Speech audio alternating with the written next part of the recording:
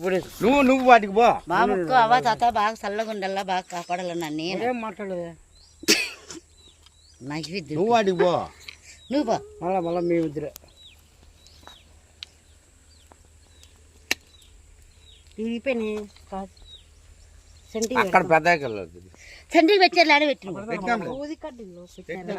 ఆడబెట్టావా తాత సరిగా అరటికాకే చెక్కింది ఊతికడ్డీలు అరటికాకి చెక్కిరండి పసుపు కుంకం పెట్టినాయి. అట్లా పెట్టి బాగుంది. పక్క పసుపు కుంకం అంతా కడిచేసినారా? ఉందా చూడు. ఒక ప్యాకెట్లో ఉంది పసుపు పెట్టిస్తే నేను అట్లా వేసిన